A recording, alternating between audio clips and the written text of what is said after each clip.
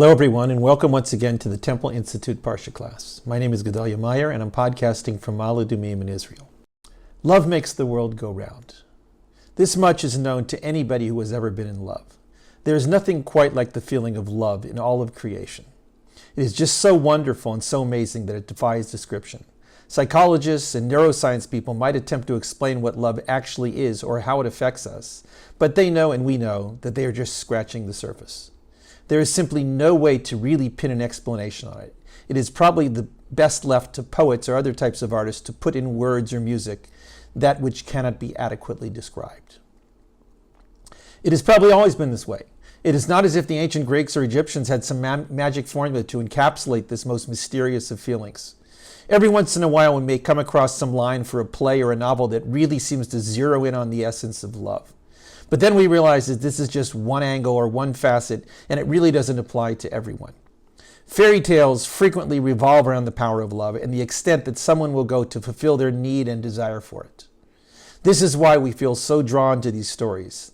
They attempt to capture that which we all dream for. It is likely true that any emotion is equally undescribable. We are able to differentiate the feelings evoked by various emotions, but we really cannot describe what any of them actually are. The best we can come up with is some physical explanation of what part of the brain is being activated or something along those lines. But these have almost no connection with the actual feelings of fear, of joy, of jealousy, of hope. They are essential aspects of the human experience and are probably best left to each one of us to sort out and to come to know. Love rides at the pinnacle of these emotions. Perhaps this is because it is almost never limited to one person. It is experienced by the individual, but only when projected onto another. It is quite astounding that it is extremely difficult to find the normal experience of love mentioned in the Bible. Love of God comes up quite a bit, especially in the Psalms, but it must be admitted that this is not quite the same thing. Love between people does occur now and then, but there seems to have been a very conscious effort to minimize its power or to severely limit the amount of space dedicated to it. Why this is so is a bit of a mystery. Is there something wrong with the feeling of love that the Bible is so reluctant to explore it? Is it beneath the lofty religious heights the Bible wishes to reach to get into the nitty-gritty of interpersonal love? This week's Parsha is called Vayeitzei. That word means he left, or he went.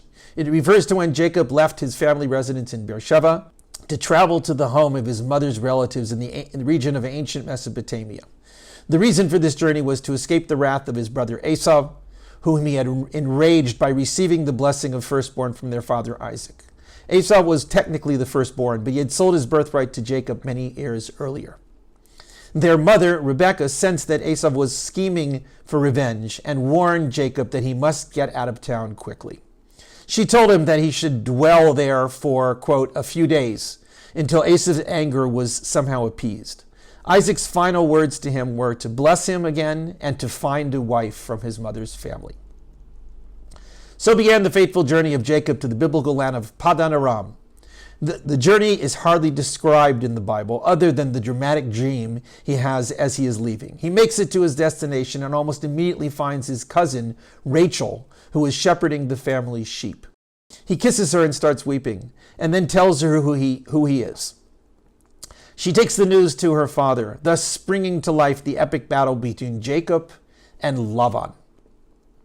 After 1 month of living there, Lavan tells Jacob that he is willing to pay him to work for him. When he asks Jacob what kind of payment he wants, Jacob tells him that he will work for 7 years for his daughter Rachel, whom the Bible says he had fallen in love with. This story within a story is one of the only instances in the Bible of such open discussion of love. As things turned out, when Jacob finishes the 7 years of work, he was given his payment, not Rachel, whom he had explicitly asked for, but her sister Leah. It was only in the morning that Jacob discovered that he was deceived by this arch-deceiver Lavan. When he demands an explanation for what happened, Lavan tells him simply that this is not the way things were done in those parts, to marry off the younger daughter before the elder. As compensation, however, Lavan promised him that he could work another 7 years in exchange for receiving Rachel as his second wife. All this happens, and Jacob ends up married to the two sisters, Rachel and Leah, who go on to join with their relatives, Sarah and Rebekah, as the four matriarchs of the Israelites. But the damage had been done already between Jacob and Lavan. Never again would Jacob trust Lavan, even though he worked for him for a total of 20 years. During all that time, all of Jacob's sons were born, with the exception of the youngest, who was born when they all returned home. 6 of the sons are from Leah, 2 from Rachel, and 2 from each of the maids of Leah and Rachel, who were selected as alternatives when Rachel and then Leah experienced the classic biblical trauma of infertility. These sons were to become the founders of the 12 tribes of Israel. There was another intrigue that arose from this act of deception on the part of Lavan. It seems that Jacob loved Rachel more than Leah. Despite this, she was the one who bore the sons first and more frequently. She even named most of her sons to express her desire for love from Jacob. It is unclear if she ever really succeeded in this quest. She was, however, the wife who was eternally buried next to him in the burial cave in the city of Hebron. There's an interesting phrase that is used in describing Jacob's love for Rachel. This phrase is fairly unique in the Bible, though a part of it bears a striking resemblance to an earlier phrase.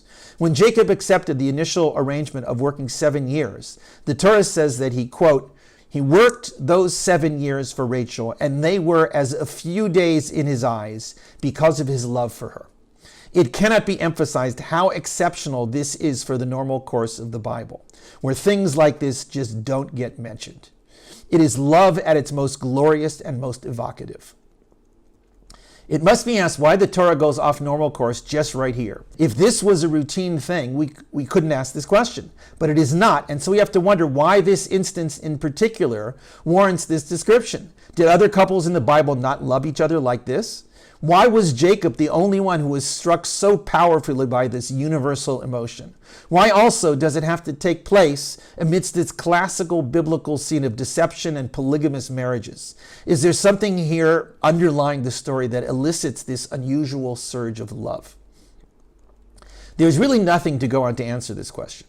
There is just a description of the event in one short verse. It is easy to miss if one isn't paying all that close attention. But there is a nuance in that verse that perhaps sheds some light on the underlying story. The exact same Hebrew words are used in both this verse and the one in which Rebekah tells Jacob that he should go live with her relatives in her homeland. In both cases, the phrase yamim achadim, a few days, is found. Just for the record, this phrase is found only one other time in the entire Bible. Why should this rare phrase be used in these two places connected with Jacob? Although this is speculation, perhaps this phrase is the key to answering our first question. Rebekah told Jacob that he should go live with her relatives for a few days. Maybe one could say that a month is a few days. A year, even in biblical times, was not a few days. Certainly 7 years was by no stretch of the imagination a few days. 20 years, the total amount of time Jacob was gone, is not even a few years. This was a long haul by anybody's definition of the term. Did Rebekah know through some foresight that Jacob was going to have to remain there for an extended period? Perhaps she understood her son Esau better than anybody, and she realized that it would take quite a while for him to cool down. She told Jacob it would be a few days, but she knew that it would be considerably longer. But as Jacob realized that the few days was going to take at least 7 years, he had to deal with the situation. This was no small discrepancy between what he was expecting and what was happening on the ground. He could either be miserable, suffering through his forced exile and regretting everything that caused it, or he could accept it and make the best of it. As things turned out, his immediate love for Rachel solved this problem. The 7 years were, quote, a few days in his eyes. This was the actual fulfillment of his mother's prediction. It would take a lot longer than he planned, but it would be worth it because of the power of love. In this single verse, combined with this nuance, there may be a powerful message waiting to be uncovered. Love enables a person to endure almost anything. This can have cruel or tragic ramifications in cases of abuse or extreme jealousy. Aside from those exceptions, it works like a charm. Whatever the situation, a person who is truly in love will find a way to get through it. This was a few days, exactly like Rebekah's prediction in Jacob's eyes. The time went by like it was nothing. Anybody who has genuinely been in love knows this as one of the simplest facts of life. The flow of time ceases to be whatever it is supposed to be when the emotion of love takes over.